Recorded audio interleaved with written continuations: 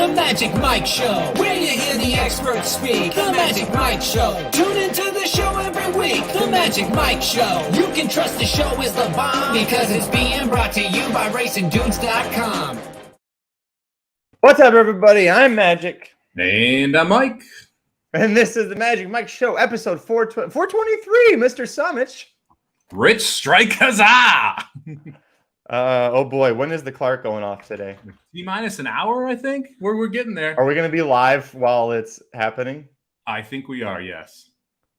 Let's see. It's race 11, 54 minutes. It's going to be right as we're closing up. All right, perfect. Oh boy, we're going to be live for that. So let's make sure you stay tuned for the end here. If you're watching us live, thanks for joining us, but make sure you definitely tune in later. We'll be watching that one. But Mike, I'm excited. We've got the Del Mar Late Pick 5 on Sunday, and I'm excited because came so close to cashing the one that we covered. It was for yesterday, the Thanksgiving card, and it ended up being pretty chalky.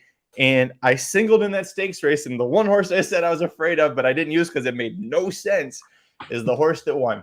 And it looks like a great effort, and watch out for her in the Grade 1 American Oaks next time out. Yeah, you always love it when that happens, don't you? Isn't that just wonderful? God, I hated that. Oh, it killed me. Anyways, how are you doing? How was Thanksgiving for you? It was pretty good. We had a good Thanksgiving with the family. Completely got the time wrong, so we showed up a little bit late, but we made it for dinner, hung out for the evening, so it was fun. How about yours? It was pretty good. We didn't do a whole lot. We hung out at the house most of the day, and then we had a Friendsgiving where we didn't really have to bring much. It was kind of nice. We've hosted several times, or at least had to do a lot of preparations. We usually, honestly, there was a Marie Callender's that just closed up, but we used to go there and get their pre-made Thanksgiving, just throw it all in the oven to reheat it. And I mean, I'm not above doing that. It still tastes good. Yeah, it's always nice when other people are cooking. I made a turkey for like 5 straight years. I don't envy the turkey thing. We actually started just doing crab cakes in Florida, which was kind of nice. You just go to the store, you pick up some big old crab cakes, and it was delicious Thanksgiving dinner. It's nice to have the turkey back, though, especially when you didn't have to make it this year.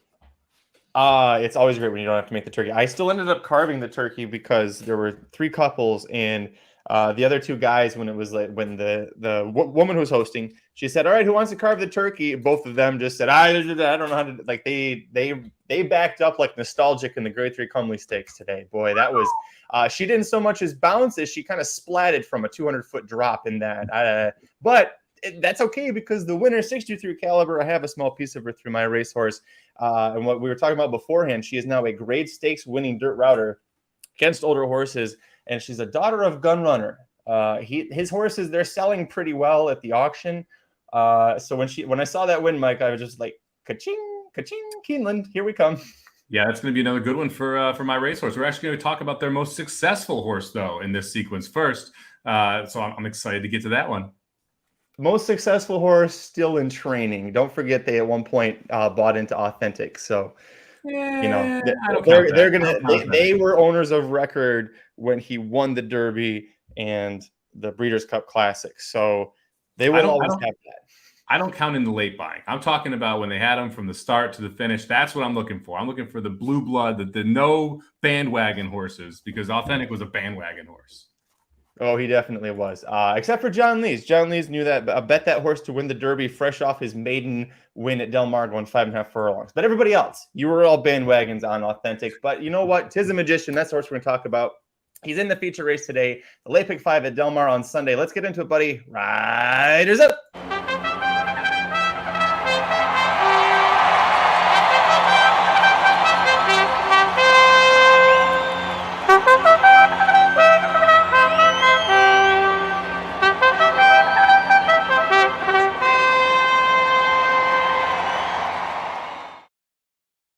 All right, Mike, kicking off the Late Pick 5 at Del Mar on Sunday. I'm used to Saturday. Sunday, November 27th, race 5. You love it when the Late Pick 5 and the Early Pick 5 share the same race here. It's 9 fillies and mares, 3 and up, going 1 mile and an eighth on the turf. Non-winners a 2X allowance company. The 5-2 favorite is also your rail horse, Anna Glaze. She's also quite possibly Lone Speed. She's also a Phil D'Amato trainee on the turf in California. She's also getting Flavian Pratt back aboard. She's going to be second off of a long layoff. All that to say, did you single her? Because I really think you possibly could. I almost did. I have a unique ticket structure here where I'm hitting an Allburger and going 5 deep. So I'm pretty short in the other 3 legs. This is one of those legs I was short in. She looks like a standout on paper here. I do have her on top. But one thing I've learned is that D'Amato is now the Chad Brown of California. There's another D'Amato in this field. Whoa. Oh, you mean in training purposes. Got it. Okay, we're good. We're good. No slander. He's not on Twitter. No, I don't think he is. Never know with Twitter. No, he's not. I went with the 2 D'Amatos here. I thought that was the most prudent thing to do. And Helen's Well is pretty interesting to me. I actually thought about putting the 3 over the 1 here. When you look at what D'Amato has done with this horse, he's moved this horse into graded stakes company 4 times in her career. Also has 3 overnight stakes in her 11 efforts. So 7 of 11 the races have been stakes races that she has been entered in. Last one was the Autumn Miss. Now she's dropping back down to 40,000 and 2X. So getting a drop in class here. If you go back to the N1X, which she ran in 2 back September 4th at Del Mar, that was a brutal trip. I almost want to kind of give her an excuse for how bad of a trip that was. And now you're getting back down to the company that I think she really fits best. This is one where, because of how D'Amato has handled her, I think there's a ton of talent here. It's when she's going to unleash that. You get Barrios up, jockey I really like. This is one of those spots where I think we could see a huge run from the 3 Helen's Well. A horse that I used to back a lot, and I'm, by the way, with you, I almost singled the number 1 as well. We both have her as the top pick. I went too deep. For me, Helen's Well has just, there's been too many times she hasn't shown up, and she's now 1 for 11 on the turf, and it's 1 for 10 on turf in America. And she showed a lot of flash as a 2-year-old, and just, to me, has still never really taken that step forward. Pratt had ridden her before. Pratt shows up now on the 1 horse who he's ridden a couple of times. So I think that this, and she's also 3 Helen's Well, facing 4-year-olds and up, a lot of older horses. I think it's still just a little too much. I need to see her take a step forward from what she's shown. The other one I'm going to use is the 6 Lady Clementine for Papa George. 5-1 on the morning line here. Umberto Rispoli is going to ride for the 2nd straight time. Last time out, I thought it was a pretty sneaky good effort. Gained 2.25 lengths on the top 2 finishers in the race, who they were much closer to the early pace. Lady Clementine, going into the first turn, had to check off of heels pretty badly. She ends up getting a little bit farther back. If you look at her debut in America, it was at Del Mar against older maidens.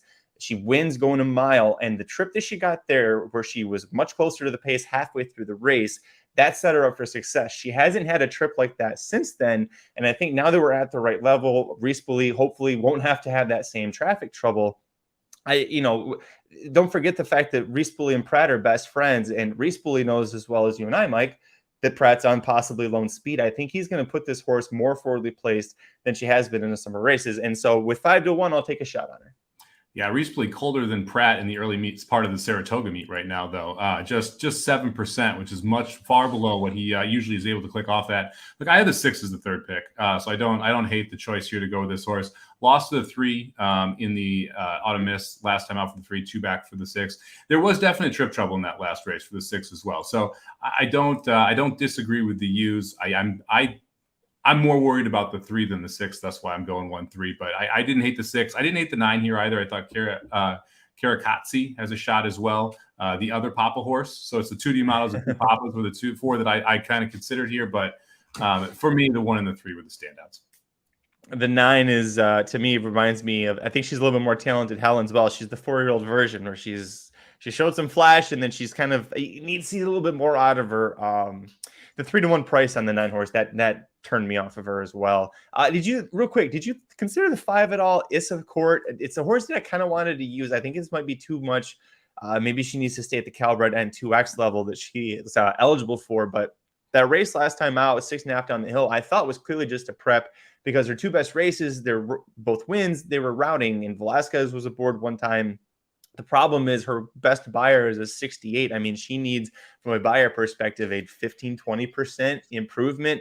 Velasquez is back aboard, but I think this is just too much for her to try and take on here. Yeah, I mean, she would need a big-time jump up. I actually think she's the speed of this race. I think she's going to go and going to press the 1, or the 1 is going to relinquish to the 5-horse Issa Court here. Coming out of sprints, she's got some pace in her. Both times she's gone long, she's been 1st or 2nd in almost every call. So I do think Issa Court's a pace play.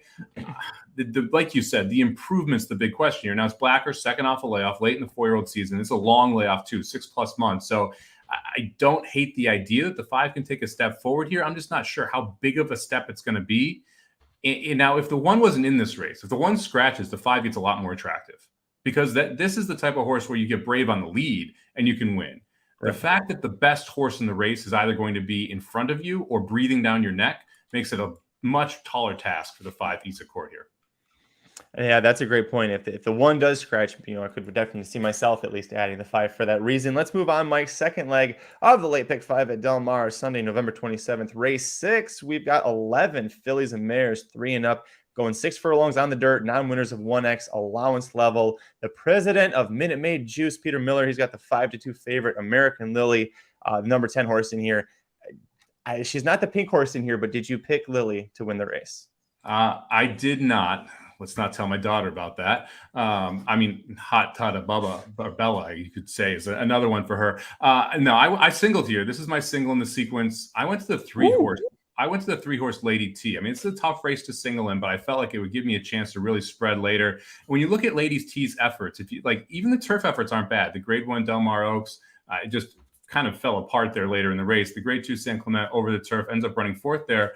Go back to the Grade 2 Summer Oaks, going a mile and 16th, run 2nd to Under the Stars, won at a mile, breaking her maiden on the dirt, ran well at 6 furlongs on the dirt. All we have to do is go back to any of those races, and she's the best horse in this field. And you're getting a 5-1 price, which, by the way, I think is wrong. You're not getting 5-1 on race day here. This is way too high of a morning line. I'm expecting closer to 5-2, may even go off as your favorite in this spot. I think should go off as your favorite in this spot.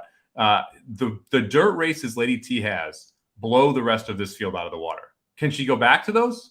We'll find out. But those dirt races are good enough to beat the crap out of this field. And Sheriff's not bad off this type of layoff. 16%, $3.24 ROI. He and Espinoza, 19%, $3.09 ROI here at Del Mar. And Espinoza takes them out back as well. Also is tactical. Should be able to sit right off the pace and make a big run. I like a lot of things about Lady T in this spot, so I'm going to single up this 5-1 shot, see if we can save some bullets for later when I'm going to hit an Allburger. I don't hate to use it all. She's my second pick in here, and I think it's worth noting that if you take off the turf efforts, which, San Clemente, good effort. The Del Mar Oaks, just scratch that off. They hit the reset button on her after that. She's 6 for 7 in the exacta on dirt, so that's a great mark to have. She is stakes placed at this distance. That happened last year as a 2-year-old, going 6 furlong Santa Anita. She's got the talent there. I'm definitely with you on this horse. I did use the 10 American Lily as my top pick here, and this is one of those horses that she was in a maiden 50 and she was much better. It's like an old Jason Service move, right? Like, who's going to claim a Bayern homebred from Khalil Shah for $50K that Peter Miller's training? Nobody. Ends up getting a huge win there, comes back to Santa Anita, faces winners, starter allowance, gets another big win. Both of those efforts, she was pressing outside of the early speed and had more than enough left to re-break at the top of the stretch. The issue here, for me, the biggest concern is not the price. It's the fact that those were 5 and 6 horse fields for her to be sitting outside of. She's going to have more than she's used to inside of her. And so she might get too wide of a trip. And maybe that might be your knock on her at what's going to be. I disagree. I think she will be the favorite around probably 6-5, 7-5. Whether or not she deserves it, I think she will be. Yeah, that you hit the nail on the head with my 2 biggest issues with her. It's just those field sizes of 5 and 6 make it a lot easier to work out a trip. That means you're not getting as much pace pressure. It just makes it a lot easier to win when you're facing that few horses. And now to be stepping up here, which we are stepping up, right?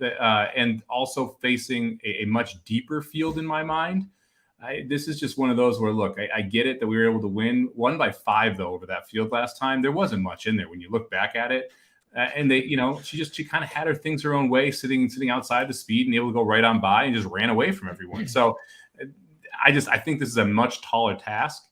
And I'm not convinced there's a ton of additional upside here second off the layoff. You'd expect some type of improvement, but I'm not sure we should expect her to jump up 5-10%, which is what you would need her to do to be valuable at 6-5, 7-5. 2 others I used, I'll go through real quick. I'll use the 7 Henny's Crazy Train off of the long layoff. Leandro Mora, the assistant trainer for Doug O'Neill, who's serving a big old suspension. Why? Well, his name rhymes with Doug. Leandro Mora is going to take back over. Things should be fine. We're getting Pratt aboard.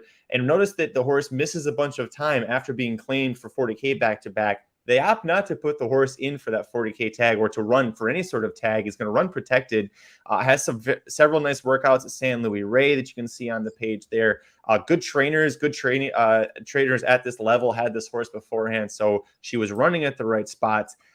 Buyer speed figure wise, you can look back to some of her earlier races and she'll fit. I like that she has tactical speed. There's a lot of horses here, Mike, that are going to go. Neither of us have any interest in the 8 horse. She's going to be speed and quit, I would expect. So this is a horse in the 7. I at least know is going to be passing horses, and with Pratt aboard, he's going to know to just sit back and just kind of laugh as everything happens. And the horse is 4 for 6 lifetime on fast dirt. I think, she likes this spot. It's just a question of, will she be ready off the layoff? Yep, you nailed it. I looked at this one for a while, and I ended up not using her. I didn't have her in my top 4 either, but the reason was the layoff, right? This is a long time to come back against. I think the 3 is a standout, but if you don't agree with me, this is a pretty salty field after that, right? Where like if the 3 and the 10, if they're not as good as advertised, you go a lot of different directions here. And so I think this year asking a lot for the 7 to be able to come back and get the job done. Number 9, Peace Peddler is the last one for me. Is a 3-year-old daughter of Gun Runner. They're doing pretty good, those daughters and sons of Gun Runner. Her first 2 career starts were pretty good. I like that Richard Baltus, when he was still allowed to train, was running her at Oaklawn Park. That's a much tougher spot than if she's at Santa Anita, because you've got a lot more potential Kentucky Oaks trail runners there. The second start looked fantastic. The third start, something clearly went wrong because she quit halfway through the race, and then we don't see her for 9 months. And that's, again, a big concern if you don't, it's a short price 4-1. They got to question the layoff a bit, but again, several nice, strong works, lots of good 5 furlong works, including 58 and 4 last time out. George Papa Prodromou, he takes these Baltus horses. These are the best ones that he has. They're the former Baltus trainees. He can keep them running well because they're a higher stock than he sometimes would get. Maldonado's aboard. You know that she's going to be gunned to the lead. That's a big, possibly another concern. She's going to be part of that early pace, and I think she's got the ability to hold on if she can make the distance from this layoff. Yep, she was also undefeated on fast dirt. The 2 losses both come over a good and muddy track. So the 1-for-1 over the fast dirt means she's carrying her speed well there. Maybe this Del Mar dirt's going to play to her advantage, because I assume we're not going to have a muddy turf there, or muddy dirt track come Sunday here at Del Mar. Let's move on. My third leg of the late pick 5. We're back on the turf. 11 males, 3 and up, going a mile. This is the 50K starter allowance, non-winners of 3 lifetime level. Plenty of ways to go. Where'd you land on top? Going right back to my favorite numbers here, the 1 and the 3. I took the 1, Time to Party, on top here. Claimed to 2 back out of the Peter Miller barn, goes into the Papa barn, runs back in the restricted stakes to let it ride. I thought had a pretty good effort there. Had to check at the top of the stretch, so had a little bit of a trip trouble there. Otherwise, I think he would have ended up running even better. I like the fact that we're tactical in this spot. Bravo should save all the ground, be able to tip and roll coming around the final turn. So I went with the 1, Time to Party, on top. I ended up going 2 deep here. My other must use was the 3-horse Spirit Maker. This horse has run at this level 3 straight times. All 3 back, had a nice win with Hernandez aboard. Hernandez stays aboard for each one of these mounts.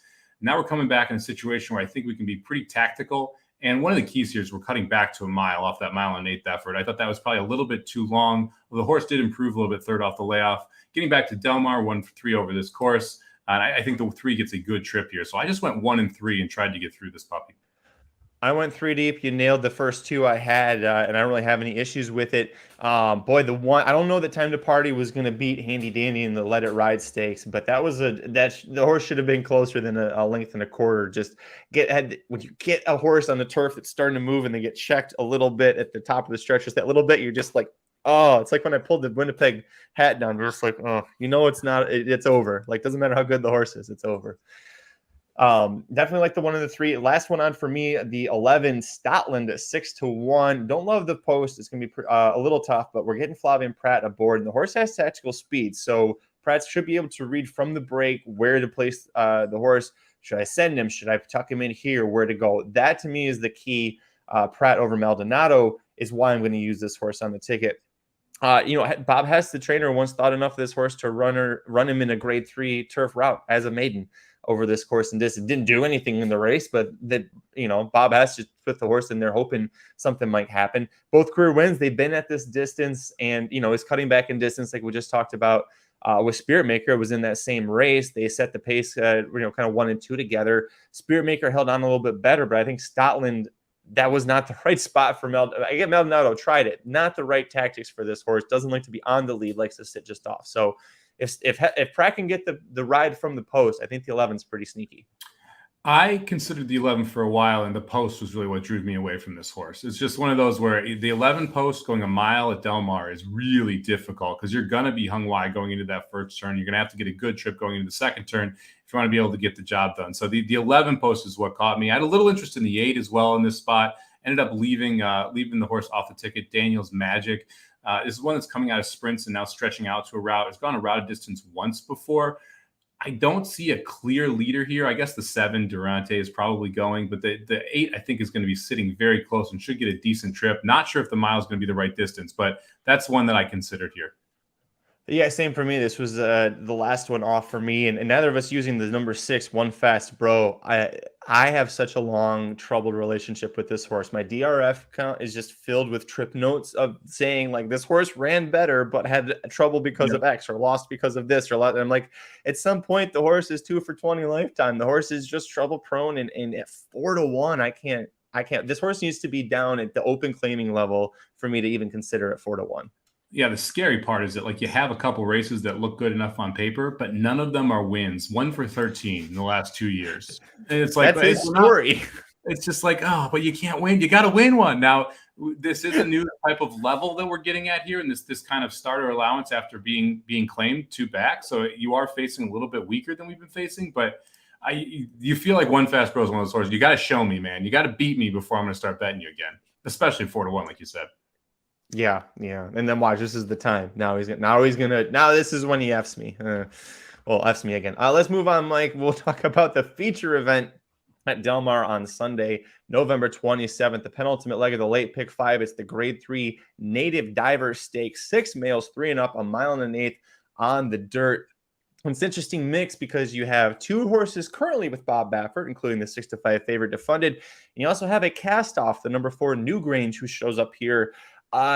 Neither of us are trusting Defunded, at least to single him or go super short here. 6-5 is pretty perilous. There's a ton of speed, and this thing could easily fall apart. Yeah, I hit the Allburger here. I don't trust Defunded at all. I think 6-5 is kind of crazy on this horse.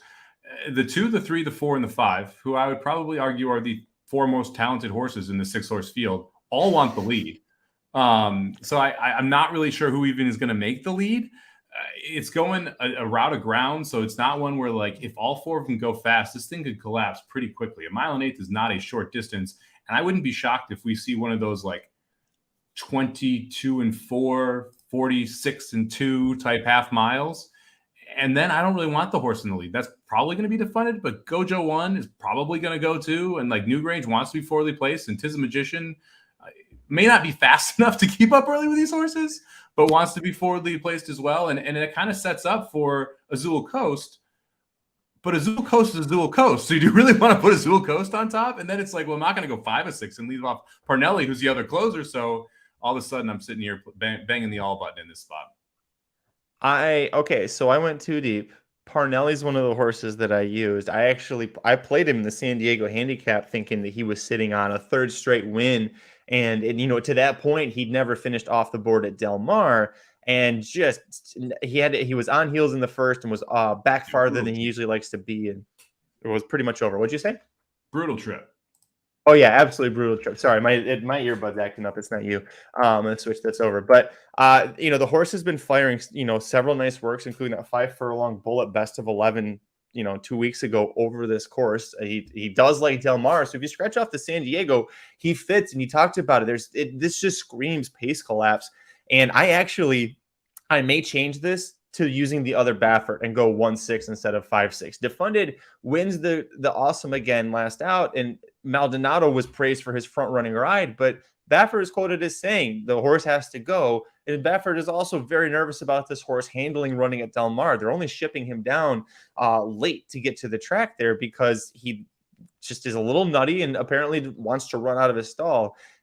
He wins the Awesome again, goes to the Breeders' Cup, or gets the eligibility for the Breeders' Cup Classic. But first of all, you see Country Grammar finishes second, and Baffert immediately was like, we're not going.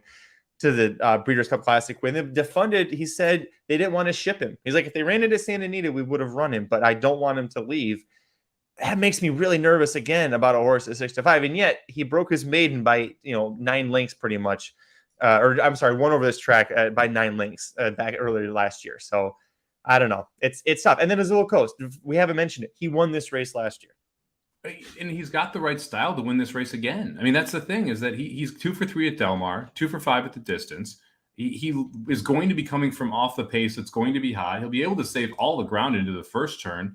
I mean, it sets up so well for a horse that I just can't make heads or tails of, because if you look at like how they actually ran Azul Coast, I mean, comes back in the grade 1 Awesome again. We talked about this race. I used Azul Coast in that race because I had no clue what the hell Azul Coast was doing in that race, right? Yeah. And then we drop down, we run a poor allowance, and then hey, let's throw him up into the graded stakes again. Let's see what happens. So clearly Baffert thinks there's a ton of talent here still, or else you're not showing up in this spot. And the setup is right, and you get John Velasquez aboard. That's a positive sign to me. So it's just one of those situations where you're like, man, anything could happen in this race. I wouldn't be shocked if Tizamagician's not fast enough to go with the 3, 4, 5, but he's got more stamina than any of them. So he actually makes the lead turning for home, because he'll be the first one to pick them up, because he'll be sitting right behind that group of 3.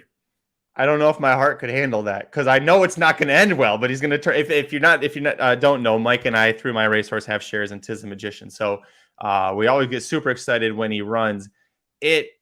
He's got a better chance because he's at 1 1/8 than if this race was 1 1/16. So there's at least that going for him. But you're right. I actually think Tizamagician, of the 2, 3, 4, 5, the Tizamagician is the most likely horse to hit the board out of those 4, because he's got the stamina and he's not fast enough to get caught in a pace duel, and Pratt's not stupid enough to send him into a pace duel. Like he's a grinder. We could have a 1, 2, 6 trifecta. It wouldn't shock me, and that'd pay really nice. Yeah, I wouldn't be shocked either. I mean, anything could happen in this race, and I wouldn't be surprised. That's why I'm hitting the all button. We haven't talked at all about the 4 Newgrange yet. Just switches out of the Baffert barn, goes to the Shared Belief, gets blown away by the 3. By the way, lost by 10 lengths to the 3. Now stumbled out of the gate, and that kind of took the race away from Newgrange. You can't really take anything away from him in that sense. Then comes back, runs in a tough allowance, faces Tripoli in that open 80K allowance, and jumps right up here.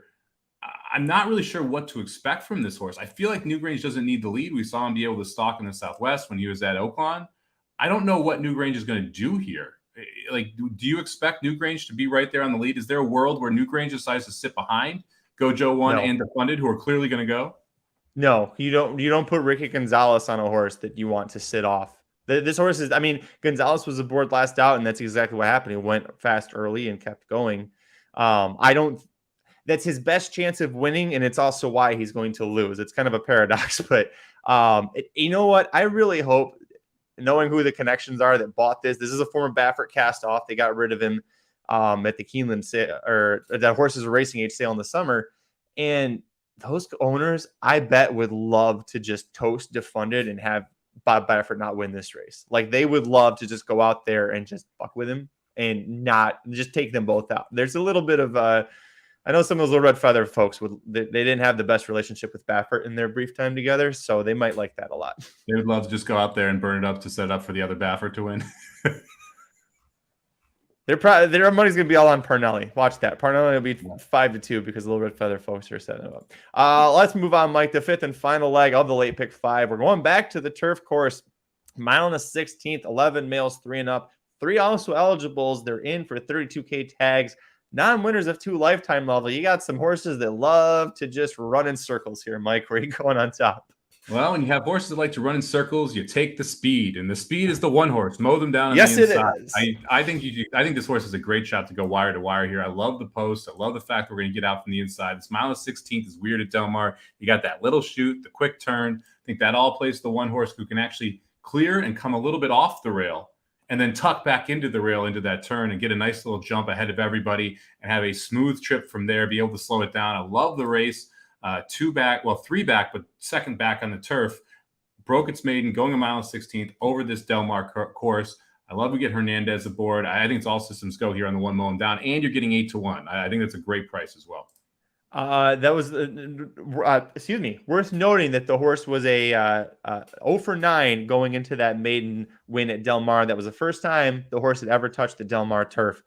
There's something about it's not like New York, right? Where like Aqueduct, Belmont, Saratoga, there's some horse for courses, but there's not that much of a deviation track to track with horses most of the time. San Antonio Del Mar, there can be huge deviations, and sometimes horses just like it better down there. I think that's what we saw here. They tried the dirt out of that spot.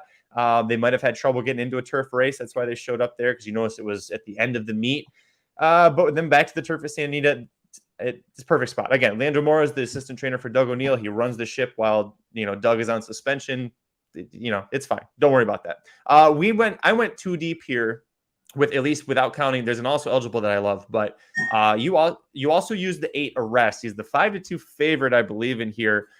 For me, it's a short price, but I really think that effort last time out, going a mile, first time routing in his career, and it came on turf. That effort, I think, wins here. Just got caught by Half Barber Bunge, who unleashed an unbelievable turn of foot from the field, but was much shorter priced than Arrest in that race. So I know we both like the 8. Talk to me about why you used him. This is one of those spots you're getting tactical speed, and that was the first time this horse went 2 turns. You feel like the second time you could see an improvement here, going that distance around the ground again here. So I think second time 2 turns is a logical reason for the 8 to take a step forward. Barrios stays aboard. Barrios just got a 7-1 morning line 20-1 home at Del Mar. Pretty happy about that 11 horse.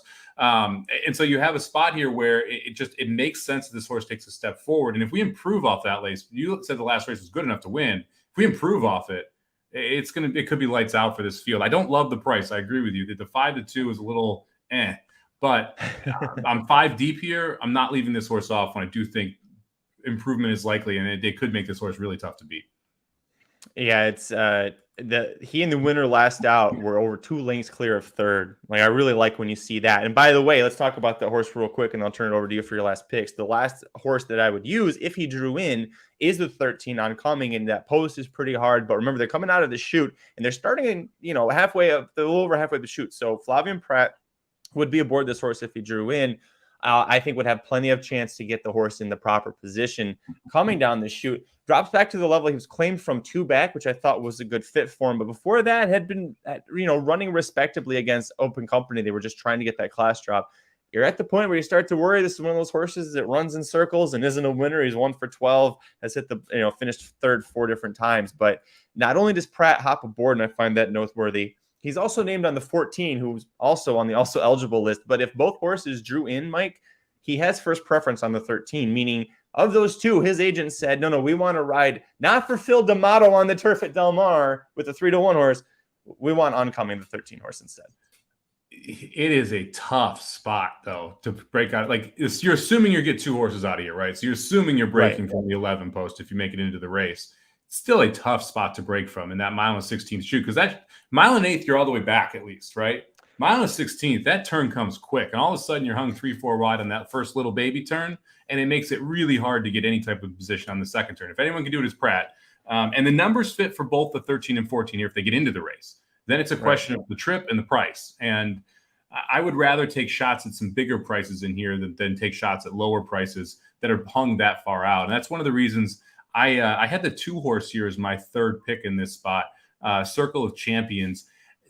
This horse coming out back-to-back turf sprints, but has some ability to go route of ground. If you look back at the races at Santa Anita in 2021, Carla Gaines, I like it when she stretches a horse out. 38%, having a great meet right now. You get Gonzalez aboard. You talked about him being more of a 4-ly placed rider. I think he puts this horse more into action. I think the 1 and the 2 are probably the first 2 out there. And there's races back that fit to beat this field. If we can run back to like that 74 going a mile and 1/8 that Santa Anita on April 30th, 2021, you could get enough here. And on top of that, it's the first time this horse has ever been in for a tag. And so we're getting to face this kind of claiming level for the first time in this horse's career, getting a drop in class, stretching back out to where I think this horse is probably a little bit better than those turf sprints. I'm willing to take a swing here with the 2 Circle of Champions at 15-1. I considered him for a little bit, didn't use, but the gain stretching out on the turf was the angle I'd looked at. You used the 7 as well, right? Never seen before? Yeah, you did. This was my third up, and if there's a scratch and the 13 doesn't draw in, the 7 would be next up for me. Talk to me about why you used him.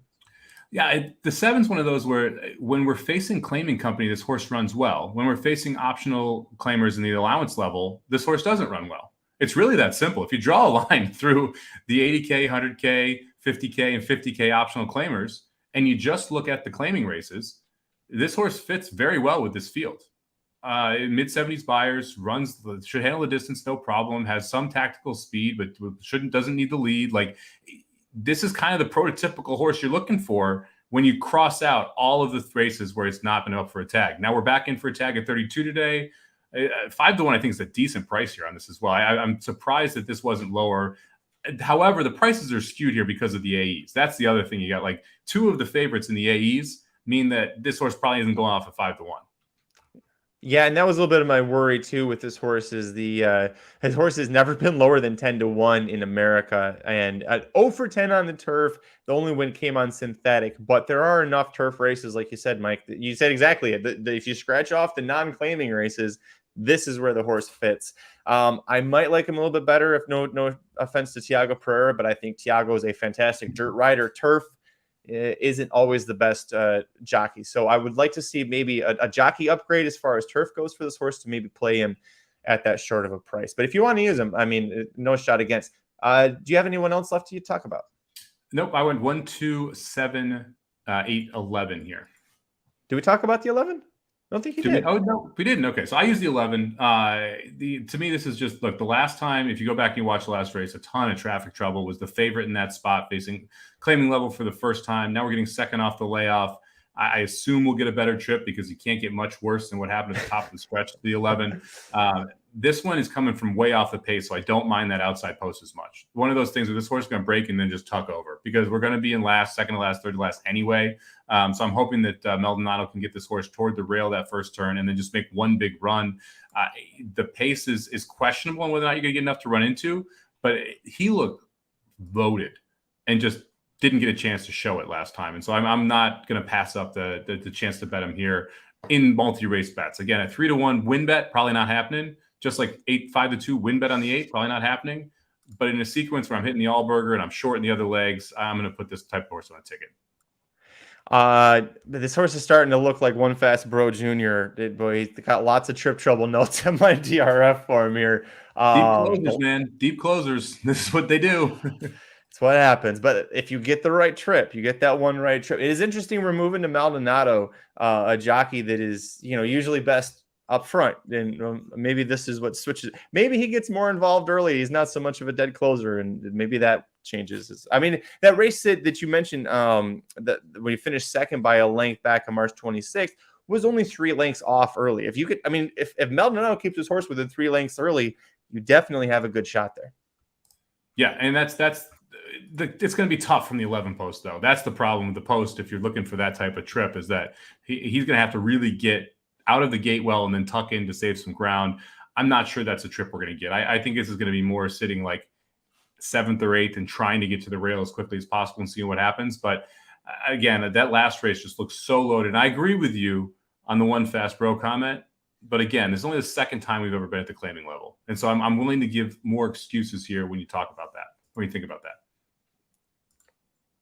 All right, that's going to do it for this episode of the Magic Mike Show. Thanks for joining Mike and I to preview the late pick 5 at Del Mar. Remember, this is for Sunday, November 27th, and we came super close to cashing the one that was for Thanksgiving's card. I was mad about it because I thought everything was structured right on my ticket, and then I saw it paid $104, and I thought, all right, well, I don't think I really missed out too much on it after all. Yeah, when it pays $104, you're not as angry. Yeah, not too bad. Hey, by the way, before we talk about Mark, I'm 7 minutes late to this, but Mark Heft in the chat, good friend of the show, says he just hit a nice 14-7 exact at Churchill. They must have been dirt sprinting for 14-7. Seal Beach, the 14 horse. I don't. We've talked about Seal Beach. Seal Beach. On this show. Yeah, Seal Beach, the 14 horse. This was an allowance, so broke. I think last race Seal Beach broke the maiden for the finally. Oh my gosh, are you kidding me? And then this time was able to get the win. Let me make sure. Oh no, okay, broke the maiden a while back. Yeah, but I think Seal Beach might have won last race too. No, it didn't. Ran 4th. Anyway, yeah, that's Seal Beach, the 14 horse. Paid $11.20 on top. I think it was something like that. Man, yeah, Seal Beach. Back in the summers, he loved to run against a lot of these. A lot of horses. He competed against early in his career. Turned out to be pretty good 3-year-olds. So Nice to see him finally to 14-7. Wow. Okay, congrats. The exacta, wow, 70-1. Yeah, pretty good exacta when you have that 7 horse in second too. Oh, dinner's on Mark Heft tonight. All right, where are we going, Mark? Let us know in the chat. We'll give out our tickets one last time for the podcast listeners down below. I'll start, Mike. I'm going to go. By the way, I changed things up. I'm going to go 1-6, and then I'm going to go 3-4-7-9, 1-3-11.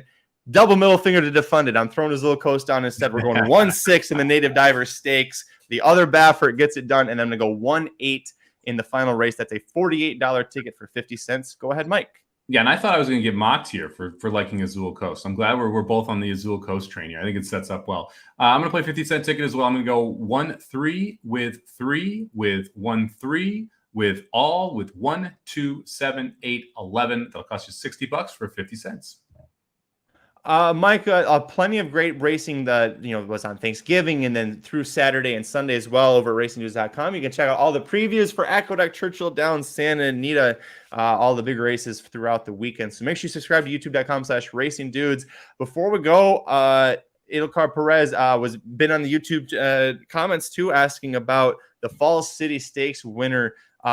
Boy, she looked fantastic and that played hard. Gate to Wire was an easy winner. She was supposed to win it. But looking forward for the Distaff division, if you're going to Oaklawn Park with her for the Apple Blossom and the prep races for that, she's looking pretty good. Yeah, she's going to be one of the better older females next year. I mean, she's been impressive here the later stretch of this year, and that was just an exclamation point on her season. It's going to be fun to watch her moving forward next year. It's going to be interesting to see who comes back as well. I mean, it could be a really fun older filly division, older filly mare division next year for the classic or for the Distaff. Like I said, you make sure you check out racingnews.com. We'll have all the previews. By the way, Friday, Saturday, and Sunday, we got a Black Friday sale going on. 50% off subscriptions Friday through Sunday. So if you're listening to this after the fact, get on it quick because you're probably running out of time. But just go to racingnews.com and go to the handicapping products page. There's more information, but 50% off for all new subscriptions. So if you want to renew one and you're having issues with it, send us an email, contact@racingdudes.com, and Aaron and I will help you out with that. But Mike, as far as the rest of the weekend goes, aside from our boy Tizamagician and the Native Diver, what are you most looking forward to, either racing or otherwise in the world of sports? There's some pretty good stakes races going down. I got to remember the races I previewed because I loved, let me see, what was Saturday's race I previewed over at Del Mar? That was a pretty good one. Seabiscuit. You got Santine coming back into town. Yeah, I think that's a really interesting race because you have Santine that's coming back. You got a ton of speed. So Master of Foxhound's the 2, 4 Smooth Like Straight, and the 5 Beyond Brilliant, all going to want to go in that spot. I think it really sets up for a lot of different horses coming up. I like Hong Kong Harry quite a bit in that spot. Flavian Pratt, D'Amato, 7-2. But what about the other D'Amato? What about Lincoln Hawk, the 6 horse, sitting on the board at 20-1? This horse is going to get forgotten about in the betting. This is the second time out from the D'Amato barn. Was in the Baltus barn. Obviously know what happened with him. This horse ran on January 30th, 2022. Wasn't seen again until November 6th. And they entered this horse in an 80K sprint down the hill at Santa Anita and then wheel back into a graded stakes going over a mile. Like this, that just screams like this was the plan the whole time, was to get the horse into this race. There's plenty of pace to chase. I think that the 6 has a big shot here at a big price, Lincoln Hawk.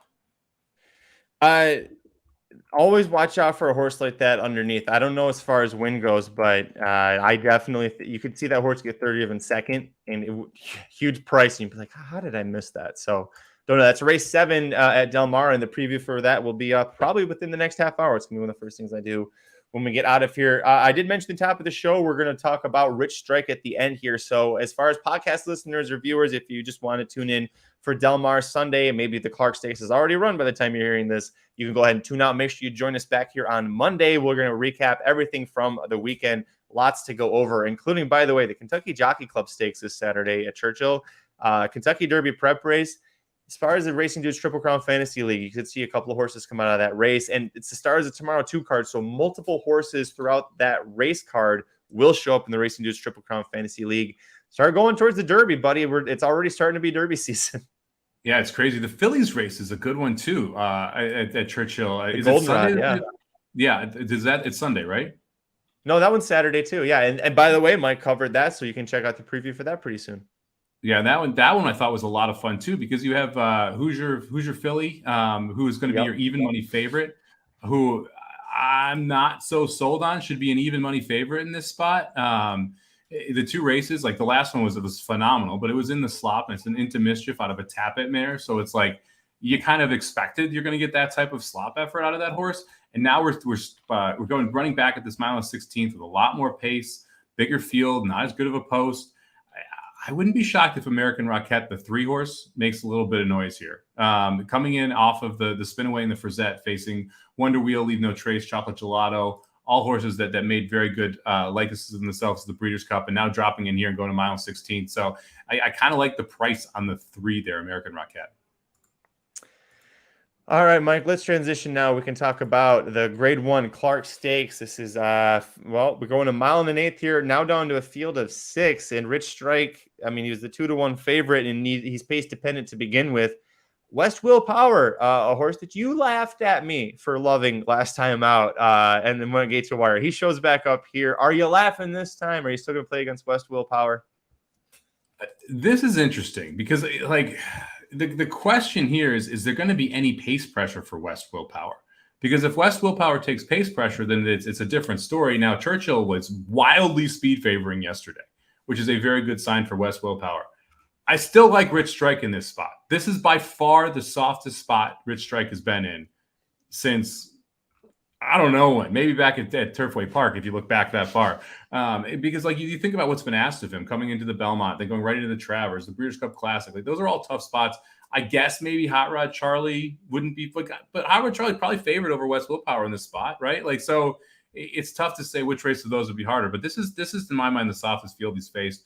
A lot of this is going to come down to what happens early if West Willpower is able to get out and clear, and how Rich Strike runs.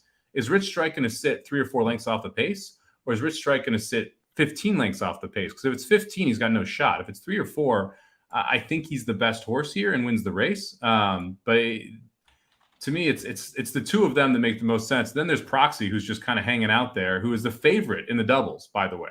Proxy is the favorite right now in the daily doubles into this race.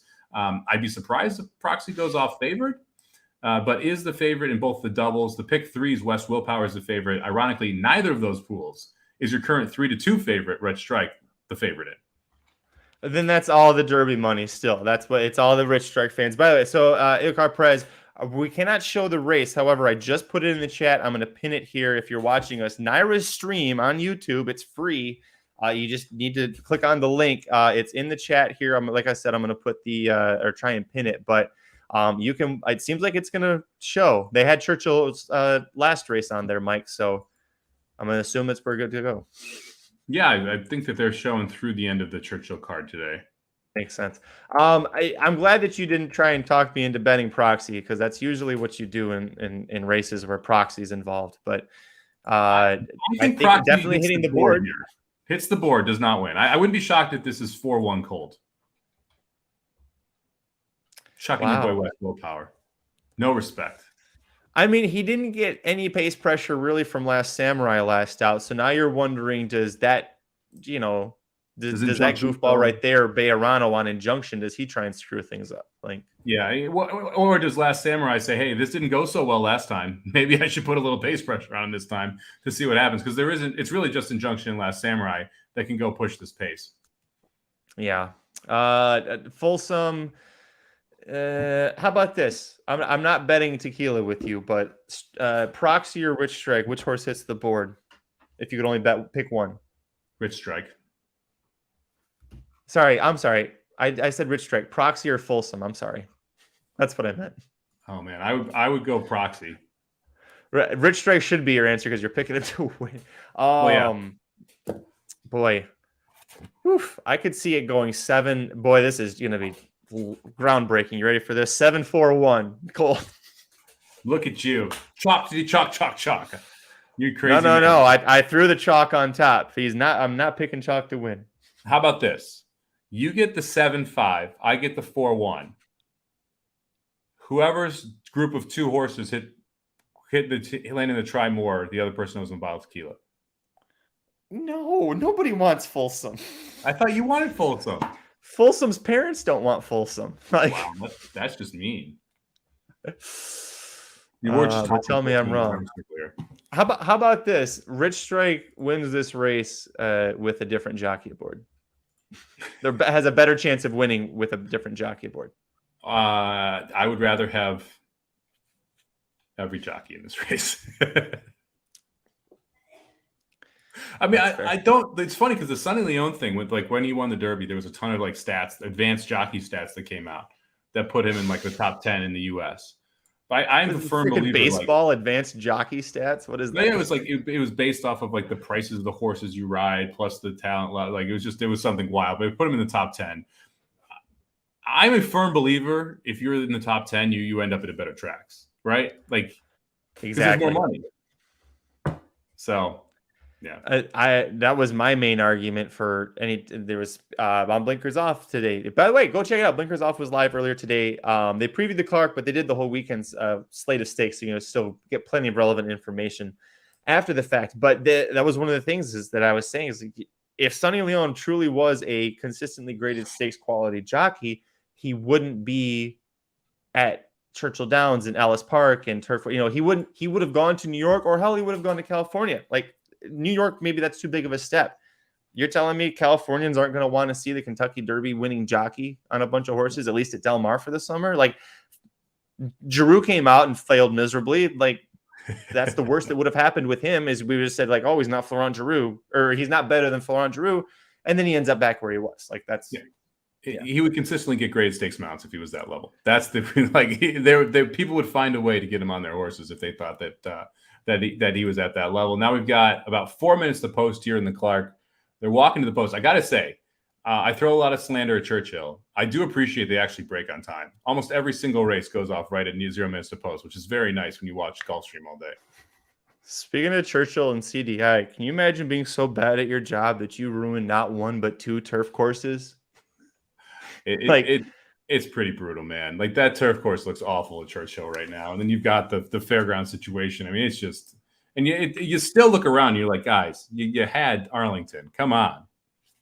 You had Arlington. I mean, if I'm Colonial Downs, if I'm Jason Beam, I'm scared to death about what the Colonial Downs' turf course is going to look like. And they always had a pristine looking one. Like other than Arlington was always one of the best looking turf courses at Colonial. And part of the thing that supposedly why they always look so good is they do controlled burning of the course to before they lay down the new grass seeds, and that's what helps. And I'm like, look at Churchill and Fairgrounds turf courses and tell me that like at least let's try this. Like, let's give this a shot. Burn it down. I've never even heard of that before. That's kind of crazy. They really burn down the grass. Yeah, it's cool. They like show video of it and everything. They'll you can just go ahead and just burn it down. Apparently, I don't know. It's pretty cool when they do it. They do it in sections. They burn it all down, and then plant the new topsoil and grass. Yeah. Anyways, we're killing time here. Churchill, they break on time, thankfully, and it's not Gulfstream. Rich Strike slipping back up to 8-5. There's a chance here that West Will Power could go off favored? I think the 1 of the 7's going off favorite. The 7's the favorite in the pick 3. The 1's the favorite in the double. My question is, do I bet Rich Strike at 5-2, which I think the price you're going to end up getting here on Richie?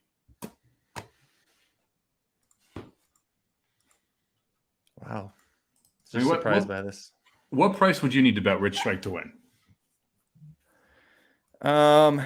In this race against this field, 2-1 maybe. 2-1 seems right. Which is what his morning line was. 2-1, 5-2 seems more than fair, and it's Richie Striker is sitting on the board at 9-5 right now. It just switched 3-2 now. Oh, I got 3-2 on the 7, 2-1 on the 2. I'm on the. That's what I meant. Sorry. 3-2 on West Will Power. He's now your favorite. I mean, you got Proxy sitting there, 5-2 as well. So the 7-1 and the 7-4 exact are both paying $7 for $1. That actually seems nice. Well, I would play 7. I like the 7. Yeah, I wouldn't play 1-7. I mean, the 4 is right there. So the 7-1 and the 7-4 are both $7. Correct. Yeah. The 1-7 is now $10. Yeah, so the 7's starting to take money in all the pools. So West Will Power is going to go off as a favorite. All right. Well, you know what? He took a lot of money last time. He was in that race. I think he was the third or fourth choice on the morning line, and then ended up almost being the favorite. We always talk about this race? too. The Fiat.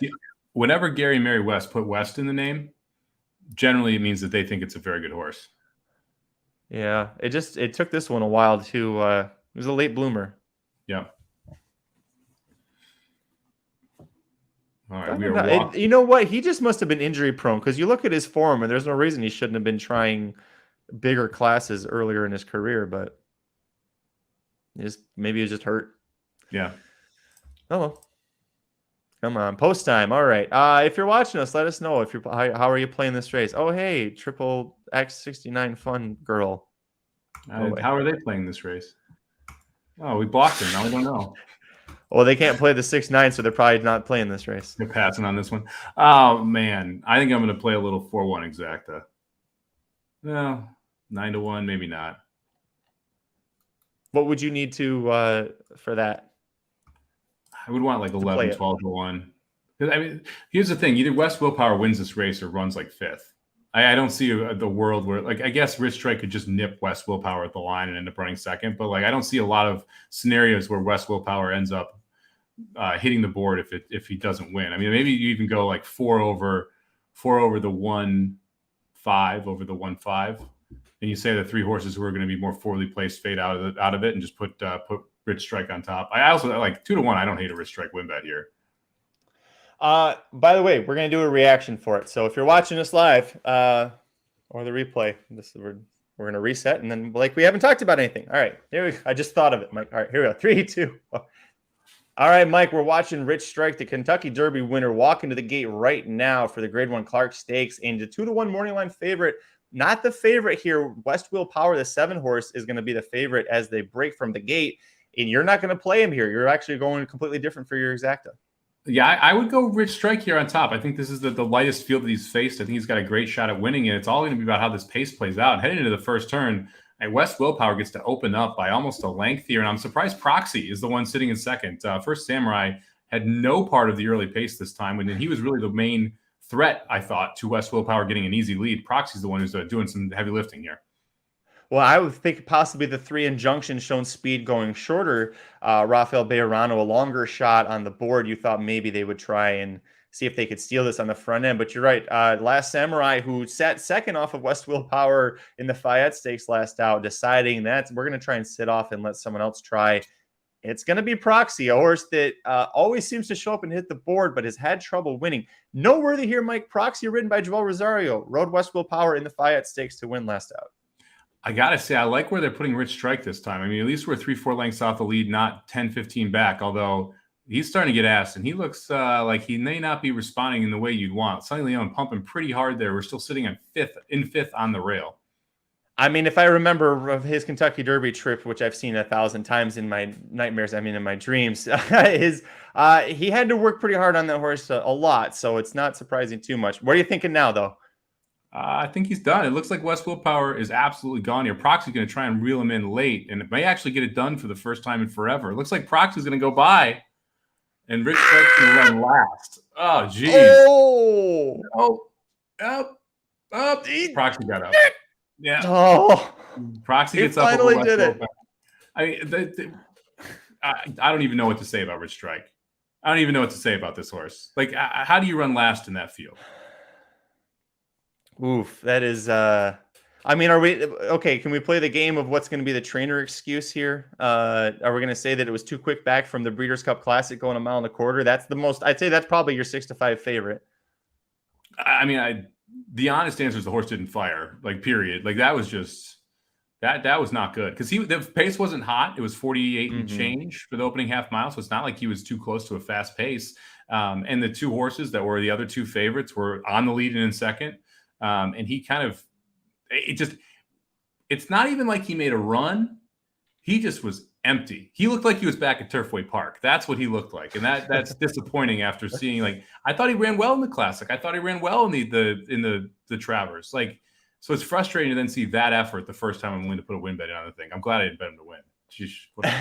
Boy, you know what? I really was thinking it would be a 7-1 possibly a 7-1 exact here. Great effort from Proxy. You know, a horse that as a 3-year-old last year just kept showing up but not quite getting the job done. And every time you go to graded stakes, like he's going to hit the board.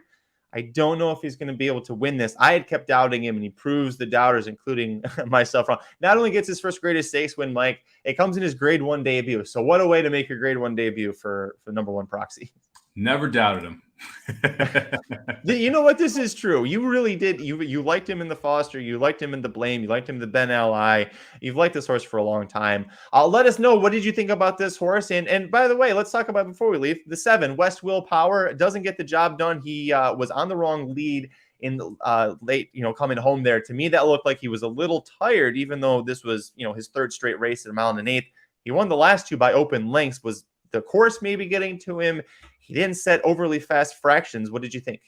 I thought he ran okay. He just got run down by a horse that had more of that today. Like, I don't think it was a bad effort. They were both pretty clear of Folsom, who I think ran 3rd here. So it's not like it was, it's not like someone was running him down as well. He just got a little leg weary in that last 16th of a mile and got caught. Proxy beating the 1, 2, 3 finishers from the Fayette Stakes. Proxy getting the job done. Let us know what you thought in the comments below. Hit like before you leave. Subscribe to racingdudes.com or youtube.com/racingdudes. We'll see you at the track. And that's going to do it for this episode of the Magic Mike Show. Make sure you join Mike and I back here on Monday. As I mentioned, we'll be covering recapping everything that happened from this weekend. Lots of great stuff, including Richie Stryker. What happened to Richie Stryker? We'll talk about it on Monday. Until then, follow us on Twitter. I'm at Curtis Kalleward. He's at Somobomb 18, number 8. And until then, I'm Magic. And I'm Mike. Go Tizamagician. We'll see you Monday. The Magic Mike Show, where you hear the experts speak. The Magic Mike Show. Tune into the show every week. The Magic Mike Show. You can trust the show is the bomb because it's being brought to you by racingdudes.com.